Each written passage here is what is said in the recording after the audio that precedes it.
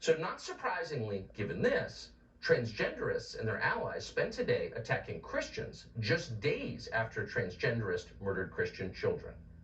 Here's Congresswoman Katherine Clark of Massachusetts on the House floor.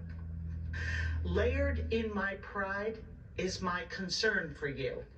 I know your strength, but I also know how determined the forces are that have pitted themselves against you. The politicians and preachers who would rather see you languish in a dark closet than watch you engage the world as you do, cultivating joy and love wherever you go. Let's reject the forces of opposition and bigotry. Let's celebrate the bravery and beauty of our trans community. Cultivating joy and love wherever you go. This in response to the murder of children by a self-described trans person. You're the victim, transgenderists, not the dead children in Nashville. And of course, virtually everyone in power in this country agreed. Amazon, the company, sent an email to its employees from its LGBTQ+ department, assuring its trans employees that they were affirmed and they were great people. No mention whatsoever of the dead children in Nashville. Their concern was the only concern. And then NBC News ran this headline, one of many like it.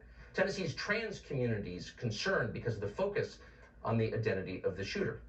No update from NBC on how the Christian community in Nashville is doing, because who cares? They're just mortals. Their concerns aren't meaningful. Joe Biden certainly doesn't care. Watch him chuckle as he talks about Monday's massacre. I believe that Christians were targeted in the Nashville school shooting. You believe that Christians were targeted? I have no idea. John Thompson believes they were. Bring your name back. Well, I probably not that. Probably don't know. Good. I have no idea. People who believe their God will always turn their rage and frustration outward. They will never blame themselves. How could they? They are God.